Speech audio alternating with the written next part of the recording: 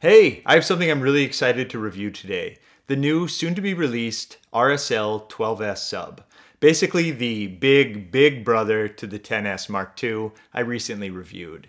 The 10S Mark II is the smaller enclosure sub that kind of just does everything. Blends seamlessly with music, performs notably for home theater, and it comes in around $499. A great deal by all means. Now enter the 12S. It's, well, huge in comparison to the 10S. And it's this size for a reason. It gets really deep, 16 Hz in comparison to 22 Hz on the smaller 10S. I can tell you for certain this sub gets low and has power behind it. I had things vibrating in different rooms of my house like I've never had before. And this is with volume at a really modest level. It's a type of bass you feel in waves of pressure. And I'm comparing this to the output of a SVS SB4000. A sealed sub, mind you, but certainly no slouch in power either. So what are we going to look at today? Well, we're going to look at the specs and the new features on the new 12S, the competition at its price point, the best fit where I see this one being used, and my final thoughts. So getting right into it, first things first, we get a remote with this one. We can control the volume as well as the DSP modes. The DSP modes are a great addition. They supplied us with 4 modes. Reference mode, which gets us the 16 to 200 Hz plus minus 3 dB. Music mode, with a shelved response for extension, but with increased upper bass impact. Movie mode with an increased output between 25 to 35 Hz to augment low frequency content at low levels. And boundary mode, which is the neighbor-friendly or maybe sleeping baby mode that will reduce the lower frequencies to limit the bass presence through your walls. I had no idea a remote was going to be included with this, so it was a pleasant surprise. I found myself using it more often than I thought I would have. The volume and DSP at an arm's length is actually pretty handy. Let's take a brief moment to look at today's sponsor, Nero. They have a few products that I really want to introduce you to today. If you're like me and you start off every morning with coffee to get rolling, I feel ya. The problem is I usually hit that midday slump where I really want, well, more coffee. But in all honesty, I probably don't need it.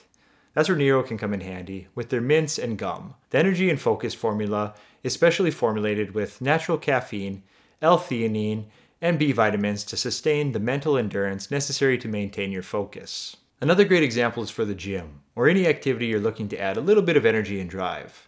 You get a clean burst of energy and focus without the jitters of coffee or energy drinks, or even some of those questionable supplements. And the energy boost actually lasted a lot longer than I would have expected. Why drink an energy drink full of who knows what when you can keep ingredients simple? It's made from monk fruit, stevia, and spirulina.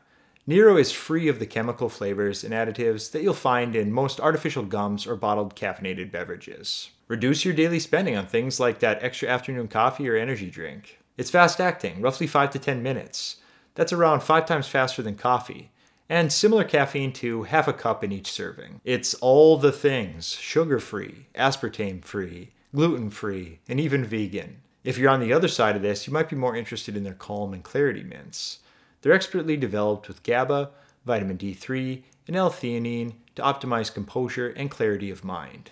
They even sell a health and vitality formula that is enhanced with immune-boosting vitamins. Pretty much something for everyone. Check them out in the link in my description or go to https://trynerogum.com/Kuykendall. These are honestly worth a try.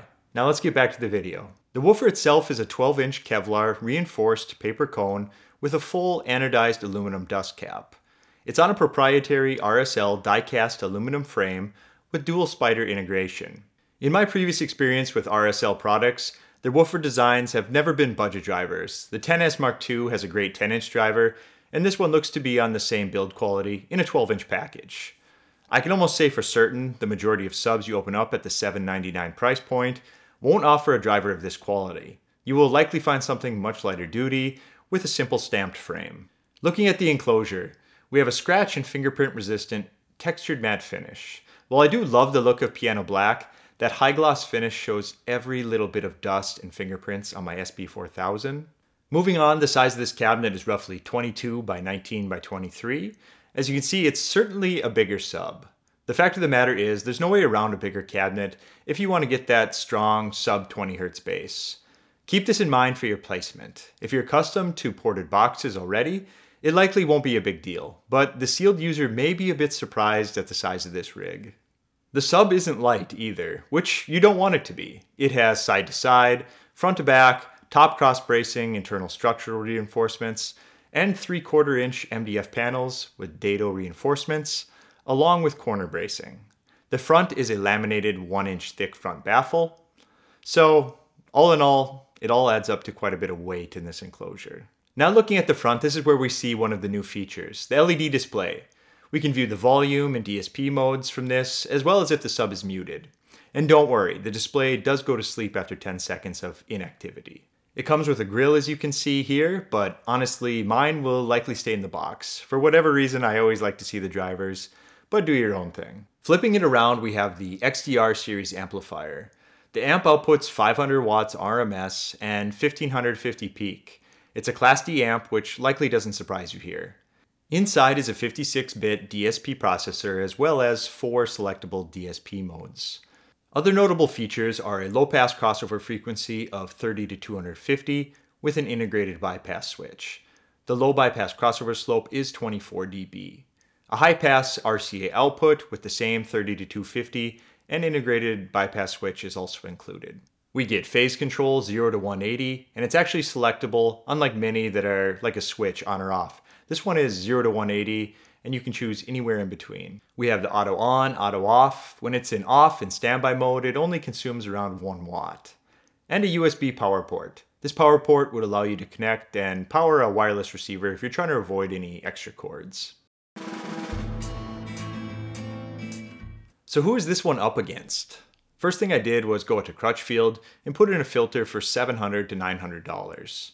One of the first competitors we see is the SVS PB1000 Pro.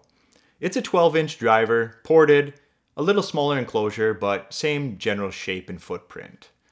First thing I noticed is the wattage, 325 watts RMS versus 500, and 820 peak versus 1550. The extension is closer, but still goes the way of the 12S, 17 Hz on the PB1000 and 16 Hz on the RSL. They both offer DSP, but the SVS offers a little more fine-tuning with their DSP sound processor.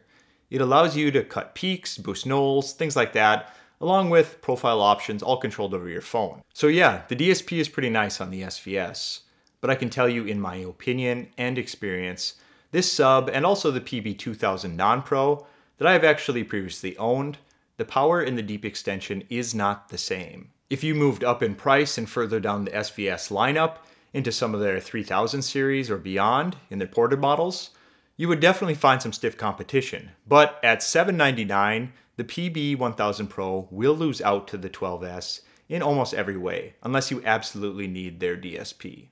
Klipsch has their new reference Premier RP1000SW coming in a little under the 12S at $749, a 10-inch ported sub with 300 watts and 600 peak, a frequency range listed at 19 to 131.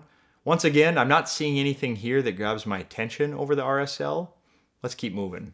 The Wharfedale SW10, it's a 10-inch front firing, appears to be sealed sub. I'm not going to go into much detail here. The main point is that it's also $799, but only comes equipped with a 200 watt RMS amp and a frequency response of 40 to 120. This one might be a little more focused towards music. Maybe the closest competitor will be the Monolith M12. It comes in at around $100 more than the 12S, but it's similar in power, but still lacks the extension the S12 achieves. To keep it simple, the RSL will have a few things over it, such as a remote, a high-pass filter, which is your bass management, a deeper extension. The Monolith really only has one thing over the 12S, and that's the XLR connection.